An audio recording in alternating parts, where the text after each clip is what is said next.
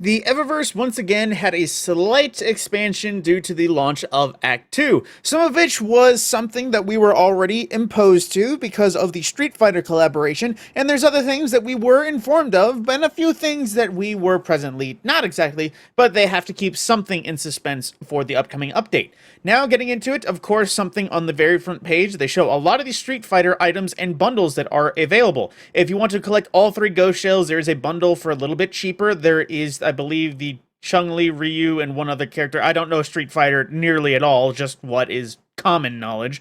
And then there is, of course, the finisher bundle that includes all three finishers from each, and then the two multiplayer emotes that are all Street Fighter in idea, which I believe one is you squaring up against another person with health bars, another way you're just straight up punching a vending machine from the looks of it. Don't know the relevance again, but it's there.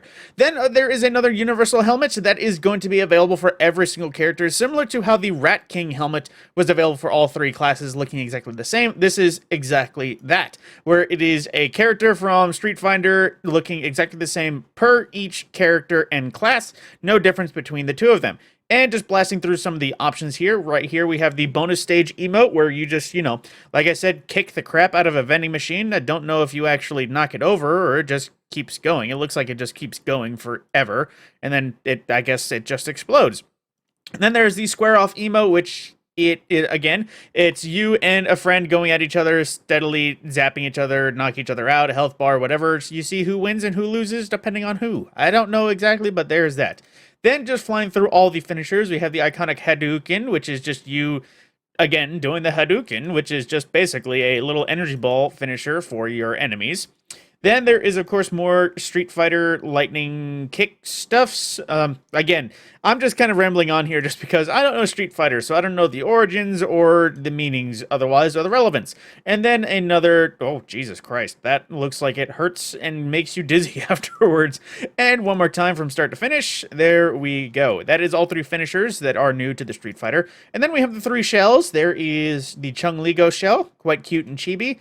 The Ryu one, which is cursed because this is the one, I think, the first one that's ever had arms.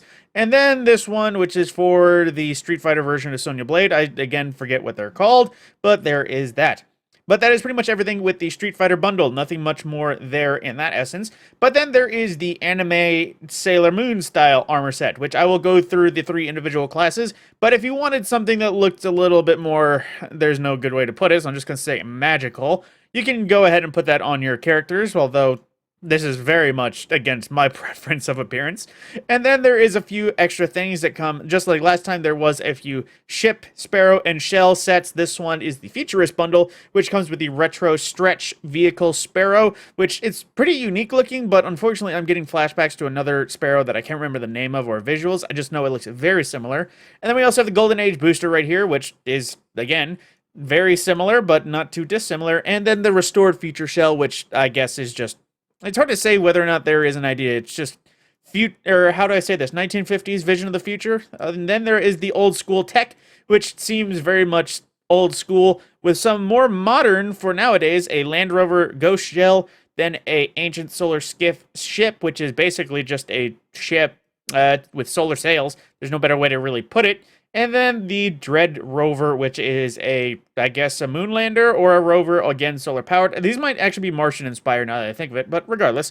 Next, that is pretty much it for individual characters. Unfortunately, they didn't really add anything else exactly new per se, like last season, because I know we had a few ornaments that were added in addition to other things, but right now we're still dealing with all the armor and weapon ornaments that we had from before, so mayhaps towards the end of this act, or maybe with next act, we'll have some more elements there. For our hunters, we have a very similar style. Lots of lights, lots of bows, lots of not exactly armor-looking armors, but there isn't much to actually write home about. Your character has, I don't know how to describe it, but basically it's just a short little mask, what almost looks like a cat-style face, and I almost was mistaken thinking these were cat ears for a half second, but they are just more magical girl style ribbons. And on to the warlocks. The possibly most magical girl of all these sets, just because the ribbons seem way more prominent in entirety.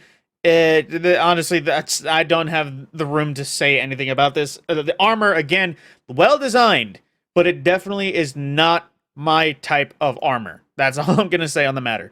With that, that is everything that was added with Act 2 of Revenant to the Eververse store. Keep an eye out for various things to get added into the Bright Dust sections with my reset videos. Keep in tune for that. I will see you in the next video.